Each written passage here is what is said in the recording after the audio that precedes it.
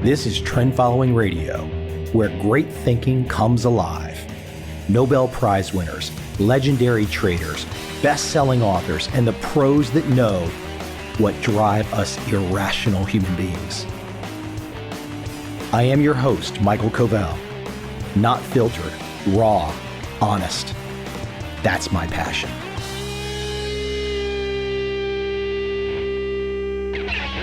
Like most kids growing up in America, you watch professional wrestling. I saw it in the 70s and 80s, before all the flash and dash today. I used to watch that stuff all the time as a kid. So, I'm just minding my own business doing this podcast, and somebody on my Facebook says, "Hey, would you like to interview some professional wrestlers?" Well, that was a no-brainer. Of course I do. And I just happened to have seen a documentary film about Jake the Snake Roberts. And in this film, another pro wrestler, Diamond Dallas Page, helps Jake come back from alcoholism and assorted problems. And what Dallas Page did was help Jake with many things, but yoga was one of them. So this is locked in the back of my mind. It was a really cool documentary. So roll forward a few years. Now this offer on my Facebook to interview a professional wrestlers there.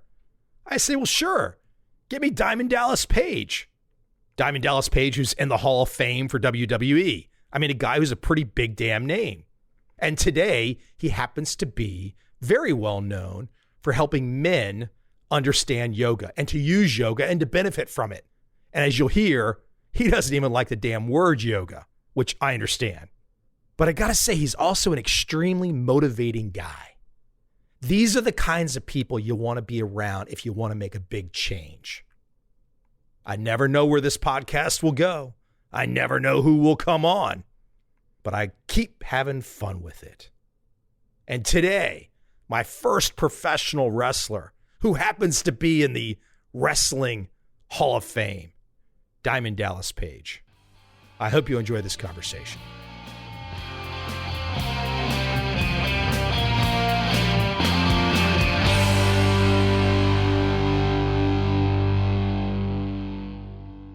I'm a guy who was living in the Washington, D.C. area. I was in my early 40s. I randomly moved to San Diego. I looked across the street and there was something called Hot Body Pilates. I did that for 4 years. I'm a former baseball catcher. I played into college, so I've got the Asian squat down. I got the ass down. 4 years into the Pilates, someone said, you need to go do yoga. That was 8 years ago. Now I live in Ho Chi Minh City, Vietnam, and I just finished a yoga practice tonight about 45 minutes before getting on here with you. Now, why can't we get more men to do this damn thing? My whole program, for people who don't know who are listening, I didn't start to even train to be a professional wrestler until I was 35 and a half. There was a lot of reasons for that, how it worked like that. But I was color commentator and I was a manager for guys who could talk. And I started doing that at 31 because I thought I was too old to become a wrestler. I tried it when I was 23. It didn't work out for me. So here I am at 35 and a half. I'm working for Ted Turner, WCW's, their TBS station. It's a big deal. But now they're telling me I can't manage anymore because I'll give you how it all went down. Dusty Rhodes, right-hand man, Magnum TA, who was a huge superstar in professional wrestling until he wrapped his Ferrari around a tree. From then on, he was, his whole right side was limping around. He couldn't do it anymore, but he still had the creative mind. And he was the one who was given the detail of coming to me to tell me that you can't manage anymore. And I'm like, why, bro? I mean, what did I do wrong? I'll fix it. He's like, you didn't do anything wrong. I go, well, then why can't I still continue to manage the boys? He goes, look at yourself. The bling, the clothes, the diamond dolls, the rap. I look like this guy. Bottom line is, I said, Magnum, are you saying that I'm too over the top for professional wrestling? He said, it's not your fault. What we should have done is put a pair of tights and boots on you and see if you could do this. I had 7 months left on my contract. I thought, the hell with this. I never got into wrestling when I was 23 to try to be a manager or color commentator. I wanted to be a wrestler. So I had 7 months left that they have to pay me. So I went down to power plant. I started figuring out the trade, because it's really its own form of art. It really is, because it's kind of like a play, but it's live. Every day it changes, and every night it's different. Really physical play, ballet mixed together. I was 35 and a half, so I was constantly looking for ways to hold back the hands of time, but yoga was never one of them. Until it started at 35 and a half. My career took off when I was 40. That was in 1996. 97 and 98, we were on top of the world. We literally owned the cable networks. WWF, WCW, we would have the top 1, 2, 3, and 4 shows on all of cable. It was crazy. I had a crazy run in 97 and 98. I headlined probably about 13 out of 24 main event pay-per-views. And I was pushing my body so hard that people thought that we were just on TV and then we were off. No, we wrestled 24 to 27 days a month, every single month. When were we off? When you got injured and you got put out. That's when you had time down. What was the recovery process from that kind of physical every day? What was your routine to recover before yoga, before getting injured? More than anything, lifting smart with weights. I ice my body, my knees and my back, whether I felt bad or not, from the first day in the power plant. When I took that on the road, icing my body, everybody thought I was like, what are you doing? I'm like trying to hold back the hands of time. Icing takes down inflammation. I did chiropractic. I did applied kinesiology. I did acupuncture. I did organic juicing. I did everything you could do to hold back the hands of time. And at 42, 1999, I ruptured my L4 and L5 so badly on a power bomb that Kevin Nash gave me. Now, it wasn't that bump. Remind people how big Kevin Nash is. 6'10", 330 pounds. I'm up on his shoulders and he throws you to the ground. Ideally, he throws you and you take your own bump. That's what we call all the falls, bumps. You only have so many bumps in you. That bump was the straw that broke the camel's back, or DDP's back. I was told by 3 different spine specialists I was never going to wrestle again. And I just finally had gotten paid. I went from $250,000, which in a main event spot is nothing, to a multi-million-dollar 3-year deal. 3 months later, I blow my back out. They tell me my career's over. The guy who wouldn't be caught dead doing yoga now will do anything to continue to live the dream. When I first started, there's a guy named Brian Kest out of LA.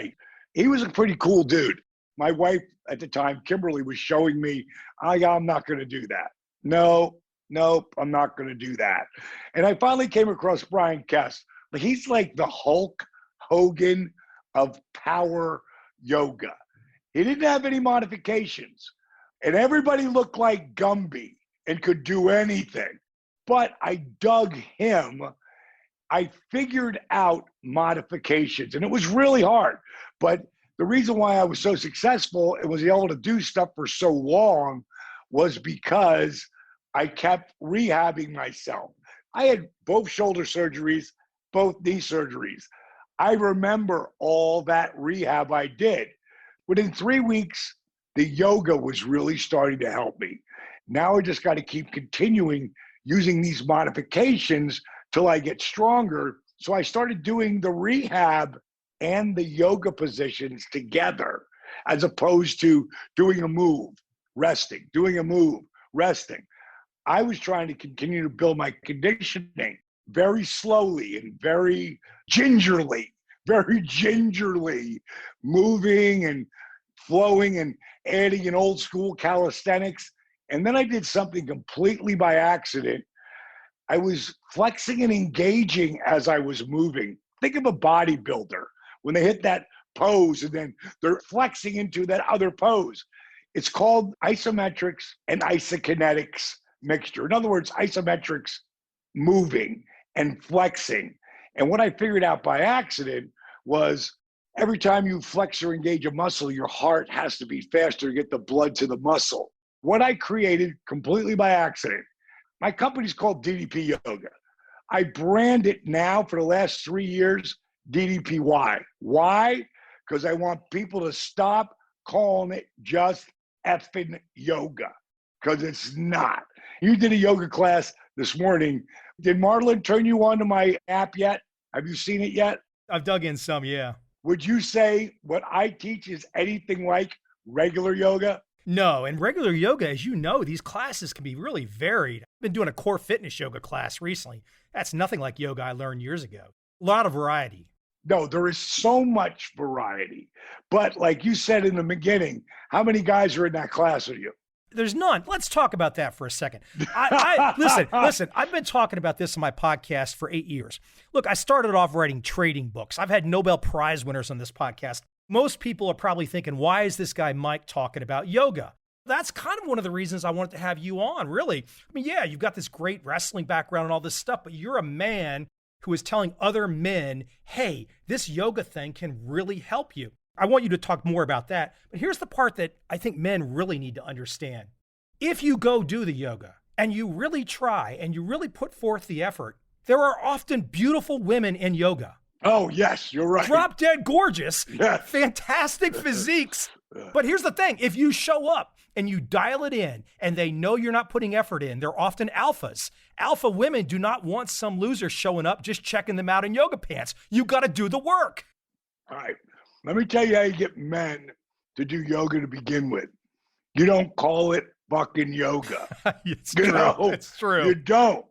You don't. I have a partnership with the NFL alumni. I just got contacted by the NHL alumni. First of all, they know the company's DDP Yoga, but I never say anything but DDPY. If people would call a program P90X, they'll call it DDPY. Now, I'll even ask you, Mike, what does P90X stand for? I have no idea. No one does. No one knows what the hell it means. But they will know what DDPY means. Diamond Dallas Page's yoga for people who wouldn't be caught dead doing yoga. That's my clientele. The people who invest in my program.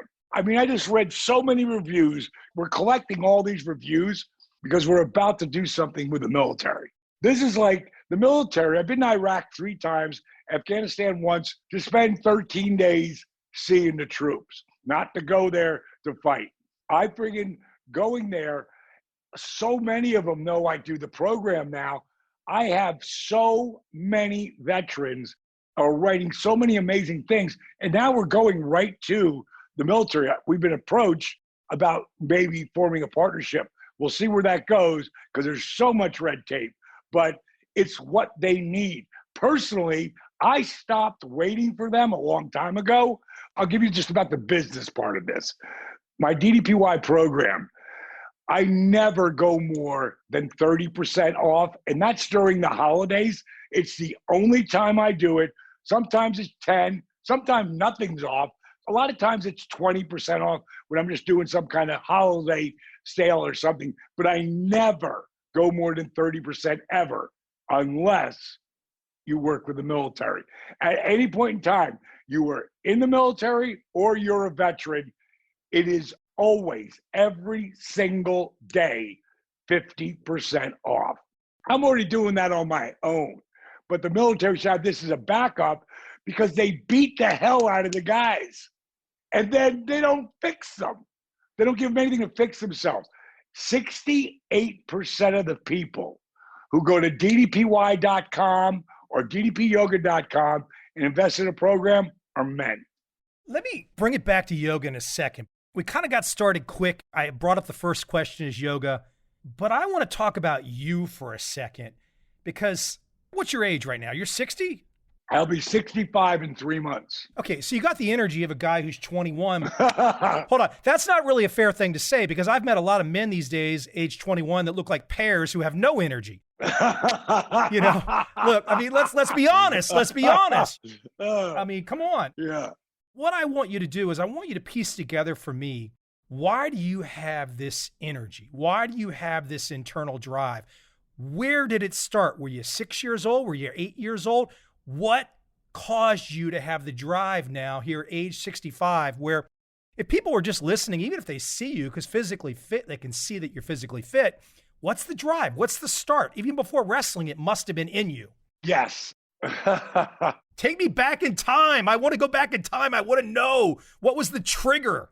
By the time I was 3 years old, my mom was married, divorced, and had 3 kids. She was 19 at the time. My dad was 21. My mom told me when I was 3 years old that I would get on a tricycle and I would just ride in circles for hours. I don't remember any of that. I don't remember a lot of my childhood because I got bounced around like a pinball so much. But I do know if it's something I'm passionate about, I have an infinite amount of energy. If you knew all the people I was helping, I was a ridiculous young kid who could play football. It didn't really take a lot of real talent. What it took was energy and aggression during plays. We're talking about 9, 10, 11, couldn't read. At 30 years old, I was reading at about a third grade level. My passion went into football and hockey. At 12 years old, I got hit by a car. I walked out right in front of it. I wasn't paying attention. It was snowing out. I flew 42 feet from the point of impact. There was no such thing as rehab in 1968. They wouldn't let me play football anymore. I cried like a baby. I got my mother to come down from North Jersey, pick me up, and take me to New York City to meet with Dr. Nicholas, who worked on Willis Reed when he blew his knee out, and Joe Namath. I said, Mom, he can fix me. He can fix me so I can play football. I didn't see her that much, but she was there when I needed her for stuff like that. I talked to Nicholas. He said, you're never going to be Joe Namath. You're never going to be Willis Reed. You need to hit the books and, get a good education. Oh, hey, douchebag, I can't read, but I'm not going to tell him that. Did you tell anybody you couldn't read at that point in time? No one. I didn't really bring that out until I started to try to fix it. Tony Robbins in the 80s had all these infomercials, and now he's a bazillionaire giving really good advice. I took a lot of his teaching and made them my own in a lot of different ways. But one of the things was he made it doable for me because it was a modification. It wasn't read my book. It was buy my 20 cassette tapes. I could do that. I learned a lot from those. One of the things that I decided to do is I was going to learn how to read proficiently. Now I deal in, I don't even know if you can't really call what I do fitness or wellness. It's more lifestyle, because when I'm working with somebody, I explain to them the program, DDPY, the eating plan is 10% of the equation. The 90% is between your ears. I wrote a book about it. I call it Positively Unstoppable, the art of owning it. I don't get the impression you do any partying at all. Yes, I do. Really? Tell me. Grew up in the nightclub business. Okay, but now. Oh, fuck. Drank 2 bottles of wine with my girlfriend freaking last week, If I'm drinking tequila, only the best tequila. I've been drinking Rock's Terramana lately because I'm a big Rock fan. He's always been a super sweet guy to me. And I figured I've been a Don Julio guy for a decade. Terramana is just as good or better. If I'm going to promo my boys' stuff before I'm going to promo Don Julio. But it's in moderation. Oh, yes. One of the first things I saw with you was the Jake the Snake documentary. Clearly, that's never been a lifestyle for you, where he went. No, God. If anybody hasn't seen The Resurrection of Jake the Snake, it's on Amazon Prime in the States. So I'm guessing it's everywhere because Amazon Prime is everywhere now. It's a great watch. It's super dark because it deals with addiction. It's funny. There's times that it'll make you laugh out loud, and it'll also make you cry. More importantly than anything, it'll inspire you.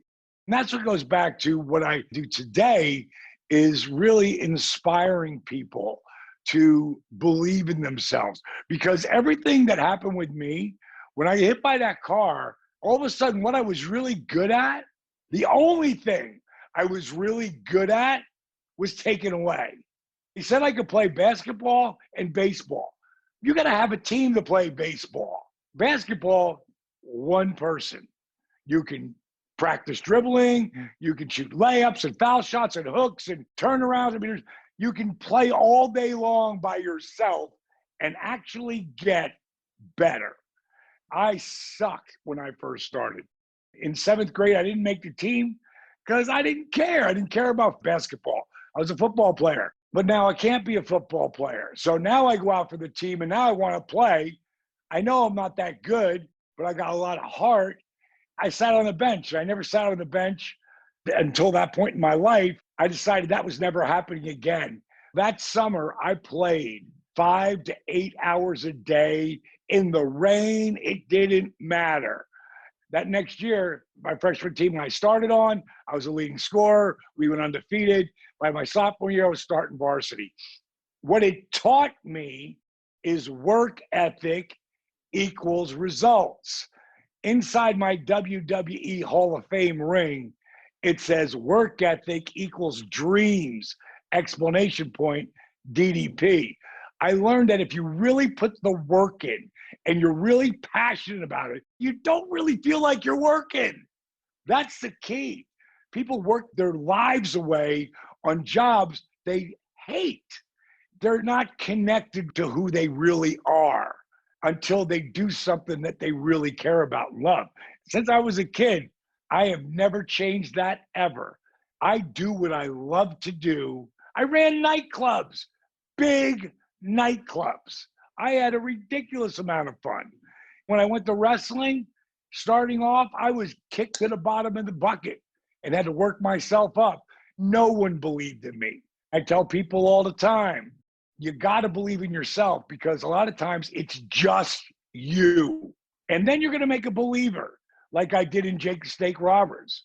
Then when he started to believe in me, I tell people all the time, never underestimate the power you give someone by believing in them, especially if you're their parents. Let me add here for Jake. Jake, for people that don't know, all-time classic wrestler. Look, I was born in 68, so by age 10 or 11, 12, I was watching Capital Wrestling all the time before WWF, before WWE. Jake the Snake, way back in the day, he reached a point where he got older. He had some addictions. You, what people need to see in this documentary, you brought him around. But here's what's really amazing. Here's a guy, some really bad addictions, some really bad health problems. You brought him into your house for how many months? It was about 18. Explain why you did that. I know he's not a stranger to you by any measure, and you're going to tell me about the relationship, but that's a commitment, man.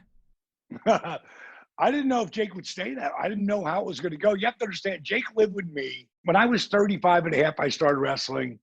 At 36, Jake had come into the company. I met him in my nightclub.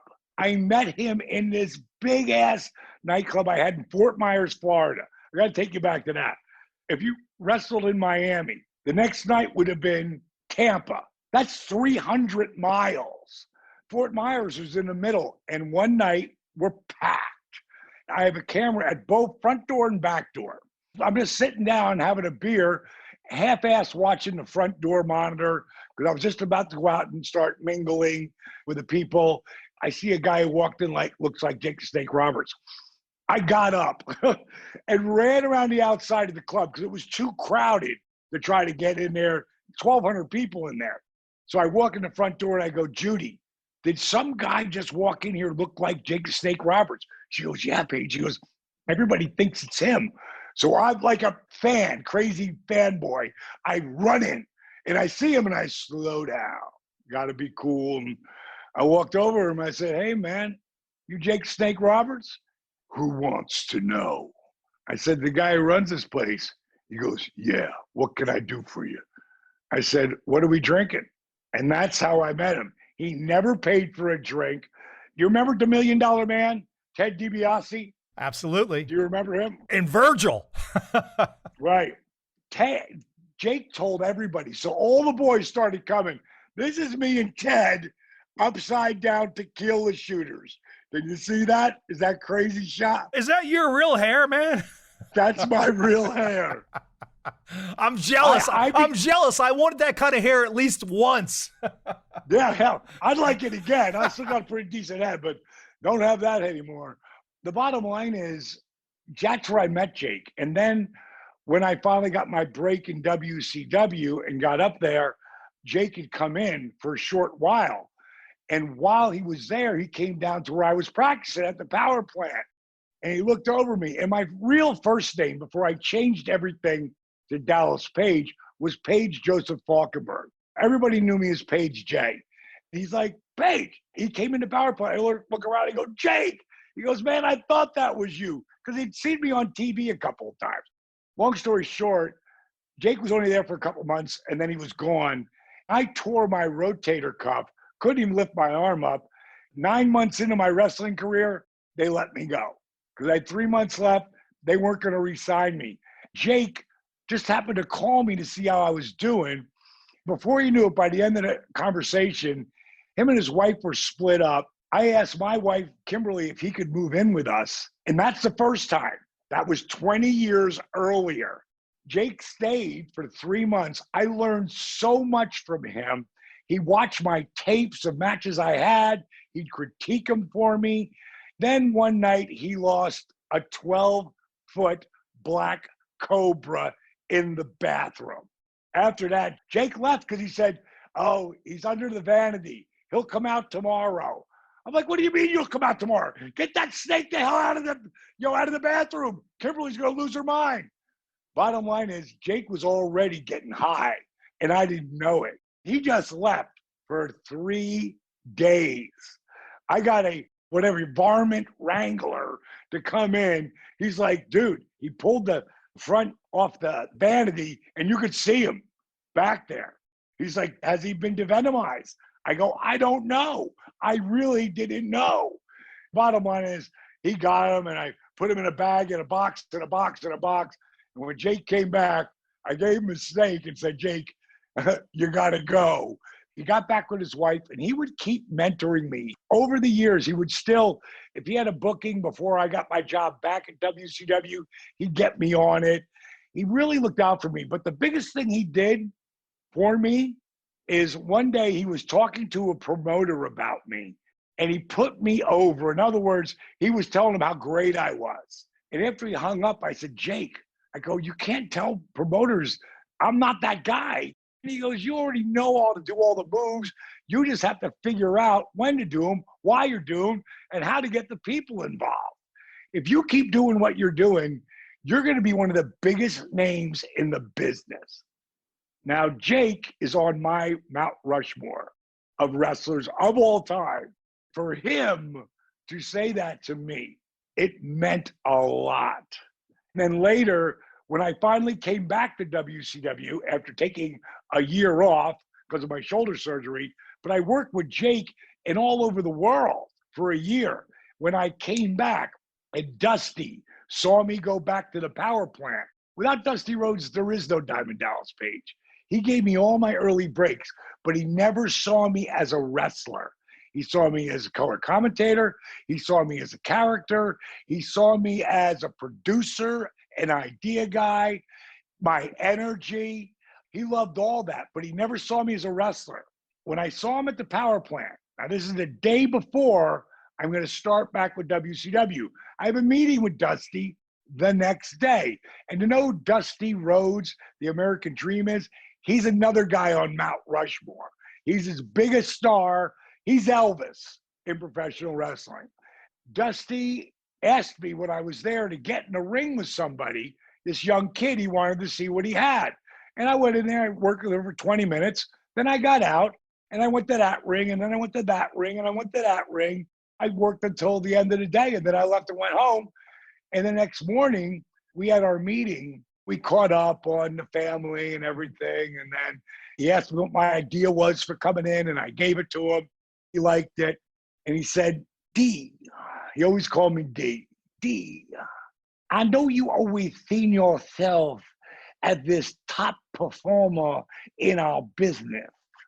And I got to be honest with you, D, I never seen it until yesterday, that you could improve that much in a short period of time. If you keep doing what you're doing, you just might be able to pull this shit off. Dusty would mentor me through my entire career on the business side of it. Jake did on the working side of it. Without those two guys, I'm not in the Hall of Fame. I never had the career I have. So that's why I helped Jake. Here's the thing. There's something about you, though, at that moment in time. Your ego's in check. You're willing to listen. I can't tell you how many people I've met in my life. They have the chance to be around a high achiever, a high performer. Maybe they're a young person, maybe they're older. And instead of listening to that high achiever, that high performer, and finding out or thinking about what really got them to that place, really thinking about their advice, their ego won't let them be a step down. You had to have a big ego to get to where you were, but at that moment in time, dealing with Jake or Dusty, those guys are ahead of you and you listened. Why do you think that is? And why do you think so many people can't listen to someone who's ahead of them? I'll give you two analogies. Being 35 and starting in professional wrestling was the hardest thing ever. I can't tell you how many times I hit that mat in the beginning and said, man, this fake shit hurts like hell. You can't fake gravity. I can't tell you how many times I thought, do you really want to do this? Being 35 and starting was really hard. But the other side of it was, starting at 35, I didn't do a lot of stupid shit that I was watching 20, 21, 22, 25, 27-year-olds do. Stupid, crazy shit like they do today. These young guys think they're immortal. They're not. How they cannot look at the performers from the 70s and 80s, because we all go to these Comic-Cons, we all see each other. Everyone's broken down, but me and Kevin Nash, that's another one. I was way more apt to really start to figure out how to hold back the hands of time. That's on that side. On the other side, the listening side, which is what you asked me, but I want to give you both sides of this because it really applies both ways. When you can't read, and you know if you read out loud, you're going to sound like a functional illiterate, you listen. I listened to Tony Robbins' tapes. That cat, he's got it figured out. I'm not a Deepak Chopra man. I have to have someone to talk to me. It's kind of like an alcoholic needs another alcoholic to help them. One of the other guys who came in my house during Resurrection was Scott Hall. He was as big or a bigger mess than Jake was at the time. There were so many wrestlers dying before 50. There was like 89 guys who died before the age of 50 in professional wrestling that they started doing shows about it, 2020 or whatever, started talking about how many people die in professional wrestling. Jake and Scott were on the 1 and 2 list for a decade. They both should have died, but they didn't. I brought them both into my house. And the reason I did it is I tried to help those guys for a decade. But especially once I started really helping people not just change their lives, but own their lives. Once I started doing it with my program, because it's not just a workout. It's not just an eating plan. It's a lifestyle. It's a mindset. It's something that can really give you confidence and feel good about yourself. It happens every day. I get the most unbelievable emails and texts and Twitter DMs that you cannot believe. I tried to get to both of those guys. not force myself. It's kind of like religion. Some people need JC. Some people really need to follow that path. It really helps heal them mentally, spiritually, physically, in every way. For me, it's the same shit, but not, because I'm not going to push. And people who are real Christians, like Sting is, Ted DiBiase, Shawn Michaels, none of those guys push their shit on anybody. But if you want to hear and you want to read the Bible with them, boom, they're right there. Well, that's how I am, getting you to believe in yourself, getting you to put the work in. I don't help anybody who doesn't put the work in. When you talk about putting the work in, it gets back to the yoga class with the women. If you go to the yoga class with the women and you don't put the work in, no one's going to respect you. In the title of your book, you got to own it. If you don't own it, then it's talking, right? 100%. But I got to give you an example. This happened to me in September. This happens all the time. This is a great example, though. I used to have my notifications on for Twitter for people who sent me DMs. After this, I turned it off because they kept going bing. I look up bing. I'm like, bing. I realized it was coming from this guy who sent me this, because you can only put 140 characters, and it just kept going. So I'm going to read this to you. He says, "Sir, I'm not sure how to address you, Mr. Page, Dallas, DDP. In March of this year, I was at my absolute heaviest. My diet was poor, my body was falling apart, and I was having some serious health issues. It got to the point where my doctor saw me for a visit and said something along the lines of, 'I didn't think I was going to see you again. I really thought you were going to die in between visits.' About a week later, my wife walks into the bedroom and tells me our marriage is over. She's found a new boyfriend and I needed to leave. With as much dignity as I could muster, I moved out of my house and into an apartment. The pandemic had taken hold, so I was experiencing health issues that medical professionals thought would kill me. The virus was wreaking havoc while my entire life was falling apart. A friend of mine had sold me a copy of your early workouts called YRG a few years ago. I never really sunk my teeth into it because I was too busy living a life that was killing me. Since there was nowhere to go but up, I put a copy of your DVD in and did your fat burner workout. It hurt, but it was a distraction from an incredibly broken heart. One of my colleagues at work noticed I was making change and asked me what I was doing. When he heard I was doing your YRG, he told me, DDP's got a new book out. You might like it. After work, I stopped by Barnes & Noble and picked up a copy of Positively Unstoppable. That book made me see the truth of my situation. Yes, my wife drop-kicked my heart into my ass. Yes, she was with someone new, and yes, I had to start all over again at 35. All things considered, it was my responsibility to react and take charge. I couldn't change what had happened, but I could take control of where I was going. My diet, my exercise, my lifestyle all became contingent on what I was doing. Instead of looking at my sudden lifestyle change as something that happened to me, I had drawn inspiration from Positively Unstoppable and began seeing my situation as an opportunity to be excited about the changes in my life. I was becoming strong. I didn't see dieting as being depressed about what I couldn't eat, but jazzed about what I could eat. Through your wisdom and encouragement, I began listening to my body. I started paying attention to what my body ran well on, what my body didn't react well to, and what foods affected my mood in different ways. Restrictive diets don't work. And because I was listening to what my body was asking for, I didn't have to go on a restrictive diet. I substituted garbage for high octane fuels. I left my home on April 4th, 2020, at my heaviest. When I weighed in the doctor last time, I had shed 60 pounds in just 4 months' time. My blood pressure had improved, my mental clarity, my stamina, and my mood. My body was stronger than it had been since I was 25. I still have a very long way to go, but now I know I am equipped for the battle, not just to fight, but to win.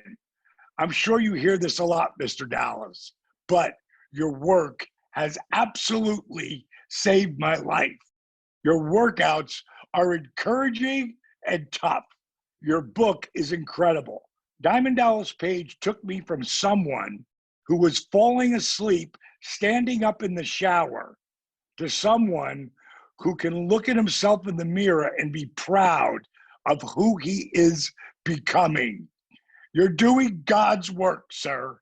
As a child who stayed up late on Monday nights to see the NWO get a heaping helping of the Diamond Cutter, and remember hating Dennis Rodman for interrupting DDP about to join the Wolf Pack, I can't imagine a better spirit on this earth to inspire my journey. This is a picture he sent me at critical mass of 552 pounds. This is a picture of him 60 pounds down and starting to become more confident. When I saw that, I did what I do. If I see someone who's really putting the work in and they've got a story, anything like that, I'm going to say, hey, bro, send me your number. That was 12:31 in the morning. He texts me right back the number.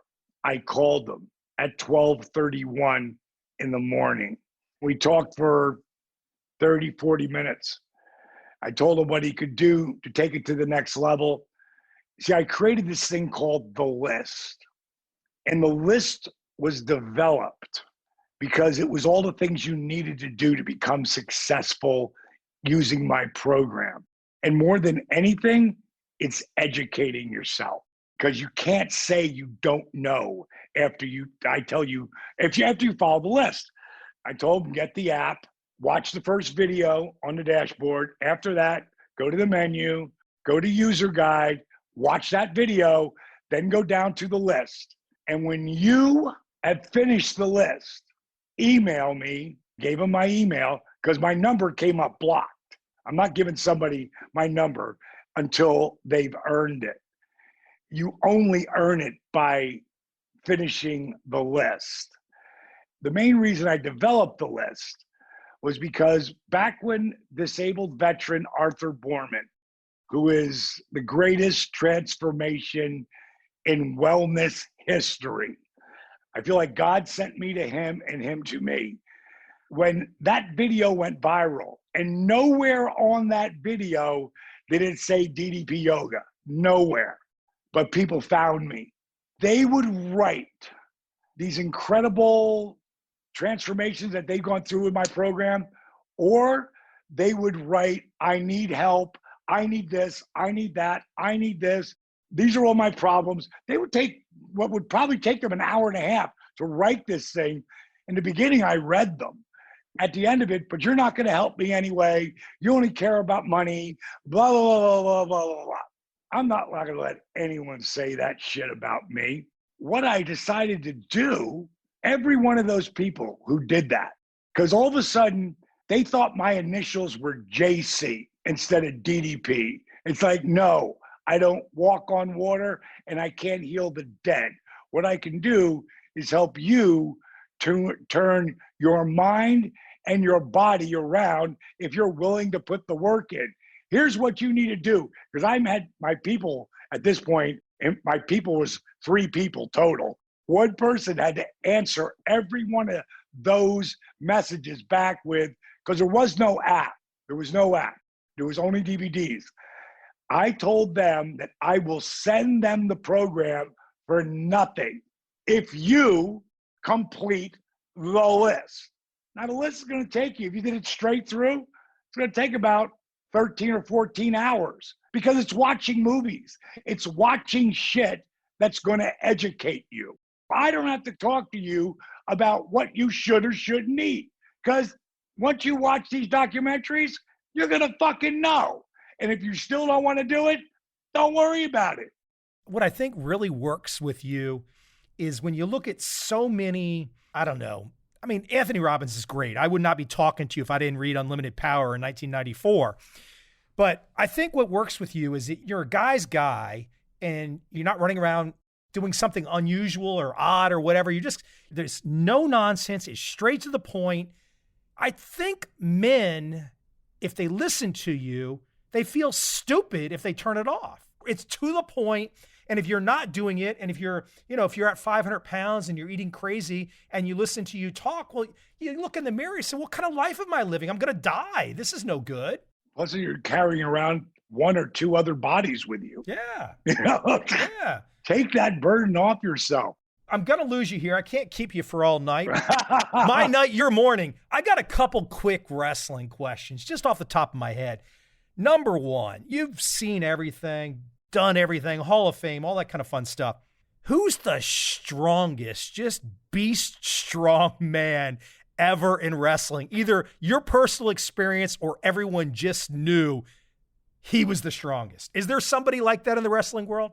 I would say everyone would say that was Andre the Giant, but I never got to work with Andre, so I can't put him in that category because I didn't work with him, even though I'm sure they were absolutely right. After Andre, Big Show, ridiculous strength. How big was Big Show? What, 7 foot, 400? 7'1", and anywhere from 400 to 500 pounds at any given time. And he's still, at 46, still moving around like a cat, which I'm really blown away and surprised by. He's gotten down to like 405 or 380, not 7'1" anymore. Probably more like 6'11", because your spine just compacted. But Goldberg was really strong. Brock Lesnar was really strong and knew how to use it. Those were the strongest guys. Like, I did a spot, and that's what we'll call, I shoot you off, say reverse, duck the clothesline, blah, blah, blah. Whatever I say to you, that's a spot. I shot Big Show into the ropes. He reversed it and shot me in the ropes, and he went to clothesline me. And I jumped up with this arm, and I threw my body up and around, and my legs around this arm. We call it a crucifix. And then I dropped my head down, and my legs went around him, and I was trying to pull him over. That's the spot. It's called a sunset flip. Big Show's going to reach down, grab me, and pick me straight into the air. Now, I'm 255 pounds at a time, and I'm going to hit my foot into the mat and give him a boost. Now, he'll be able to do it because I'm going to give him a boost. My foot slipped. Now I'm laying on my back like a turtle because my feet, as I went to help him, slipped. In one movement, he picked me up like that. Dead weight, 250 pounds. And everybody went, whoa. Took the air out of the building because they knew that was just beast strength. He's got me like this. I'm looking down at him. I go, that was amazing. Now don't kill me. And he took me and spun me and laid me on his back, laid me across his leg, and my whole spine went like this. It looked like he broke my back. That was the strongest thing I'd ever seen anybody do. Because literally on your back, on the mat, like I was 5 years old. I got one last question for you, still in the wrestling space. Intellectually, you meet all these people from the ownership, the announcers, the guys doing the wrestling, the color people. Who was the brightest? Who just intellectually stimulated you when you had a chance to talk with him and you realize, I mean, for example, in baseball, people used to talk about Greg Maddux, and they said the guy was just brilliant. Who in wrestling would really cause you to be like, wow, that guy just, you always wanted to talk to him? Maybe you've already mentioned him. Maybe it was one of the people you've already mentioned. I'm not sure. Was there anybody that comes to mind? I got to look at a guy who did what I thought was impossible. He was a creative genius. He was one of my best friends, which is Eric Bischoff. Eric Bischoff ran the company. We both started as bottom guys in AWA, American Wrestling Association. We ended up in WCW, I was a fourth string color commentator. He was a fourth string play-by-play guy. He would go on to be the number one guy, not just in our company, but in the world in professional wrestling. He had a ridiculous run. He's a very, very, very smart guy. Kevin Nash, very, very smart cat. It's so much fun to be around. So much fun. I salute you. You've had a really interesting career, and you've got a second life now where you're probably going to be doing it the rest of your life, because I can see how motivated you are to get that feedback from these guys that they need a hug, but they also need a kick in the ass. You know, they need both. What I'm doing today, I loved what happened in my professional wrestling career. I wouldn't change a thing. I wouldn't have the success I have had, even though I had incredible success in the nightclub business and incredible success in wrestling. I would not have the success I have had without the wrestling. People who watch wrestling, they trusted me, they believed in me, and they would take the chance on it. Today, 50% of the people who invest in a program are still wrestling fans. The other 50% are people who watch one of our ridiculous transformation videos. I don't care where you are in the world. If you go to DDPY.com or DDPyoga.com, just go to the bottom of the page. You'll see some of the most incredible videos ever. But if you have Facebook, I wouldn't listen to a word I have to say about anything about my own program. Go on Facebook and research DDP Yoga, one word. Go to the member site, not my page. Go to the member site. There's over 54,000 people. A buddy of mine named Chris Gabriano started it for a couple of guys so they could talk on one page. And now there's 54,000 people, and it's the most positive, nurturing, empathetic, amazing site on the internet. Nobody has it. I've never seen anything like it. It blows my mind. Just go on there and ask people what they have to say. I'm sure my audience is probably majority men, and I'm sure a lot of them don't want to admit as they get older in life that they're not doing or they can't do or whatnot. I'm 52 and you're 65, but I got to tell you, I'm absolutely sure just by talking to you with your energy at 65, you could probably walk into a gym, and I don't know if you're single or not now, not the point really, but I'm sure you can walk into a gym and you're going to have women in their 20s that want to talk to you. I think men start to lose that feeling of what it feels like to get the opposite sex interested in you, especially when people start to get overweight, they're not taking care of themselves. But the cool thing about what you're talking about is it almost doesn't make a difference where you are physically, and whatever your age is, you can start over, you can build it back, you can do everything you're talking about. I agree with you 100%. You're not going to be able to reach everybody. You're sure as hell reaching a lot of people, and I salute you for that. People think about me and they go, dude, I can't do your workout. You'll kill me. My DDPY rebuild program starts out in bed. You can't get out of bed? I got 3 workouts for you that help you get out of bed. My bed flex workouts, then sit in a chair in my chair force workouts. There's 12 workouts sitting in a chair. That will, if you do what I'm telling you to do, will jack your heart rate up and get you in a fat burning zone sitting in a chair. And then it goes where you're in a chair and out of a chair, in a chair, out of a chair. Then you just use the chair as a stabilizer. You remember the movie Rudy, right? Yep. Well, Rudy's one of the movies on my list, on the list, because it really shows anything's really possible if you put the work in. Well, Rudy saw that disabled veteran, Arthur Borman. He saw the video. You should put it up here so people can see that video. When he saw it, he called a friend of mine who works with us. His name is Roman Rosal. He was a Green Beret, and he's head of our military division that we're putting together to help the military. He sent the video to Rudy. Rudy called them back up. He said, Roman, how do I do this? I'm 72. I'm 60 pounds overweight. I can't get up and get down. How do I do this? I want to do it. He called me up He gave me Rudy's number. I talked to him for 4 hours. It was unbelievable. It was the first visionary that I've ever really talked to who's become my close friend. Me and my business partner and my girlfriend, Paige, we flew out to Vegas. I worked with Rudy for 4 days. 3 weeks later, he came and stayed at my house. That's when Ted DiBiase and his wife were up here working with me, along with Mark Merrow. Rudy, in 4 weeks, he had gotten so much better using the chair that I couldn't believe it. And what I said to him was, I said, Rudy, if you just give me 35% of the guy who used to play football, who had that drive to take care of himself and work their ass off, you're going to do amazing things. When he got to my house, after our first workout, I have an elevator in this house. Again, it helps people who are beat up too. I hate to take stairs. So we were taking the elevator up, and I said, I asked you to give me 35%. I never dreamed you could give me 100% of Rudy. I said, dude, you're going to end up being the spokesperson for our DDP rebuild program.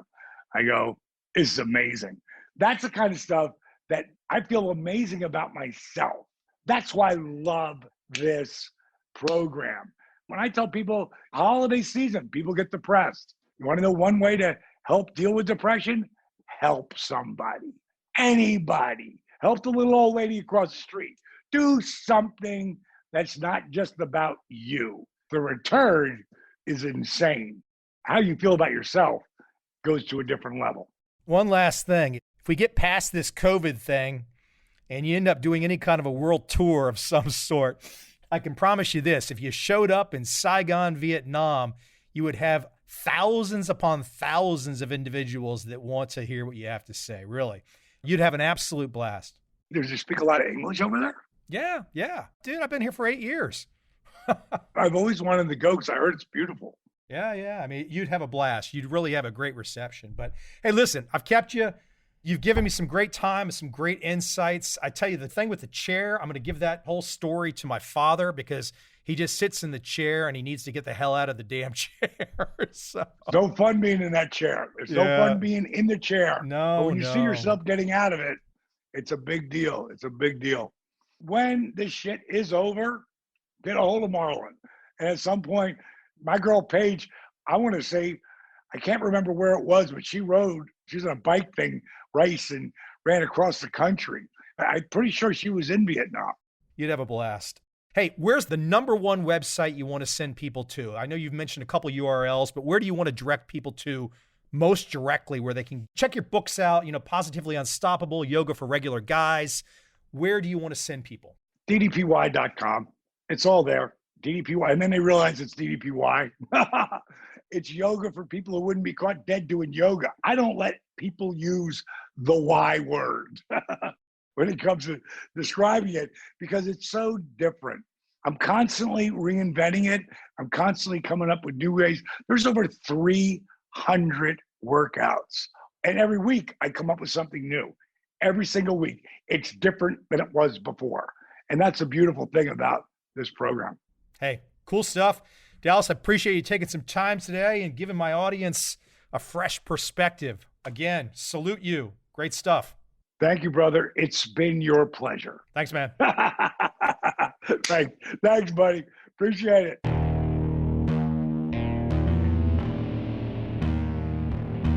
I see a time when those awake will understand how to make money in up, down, and surprise markets. Whether new trader or experienced, college student or financial advisor, protecting against a crash or just trying to make a lot of money, trend following offers everyone an answer in uncertain times. To get started immediately, send me an email, michael@covel.com. I will send you the right trend following steps to take along with my free video. But if you want to buy and hold, trust the government and trust Wall Street, this is absolutely not for you.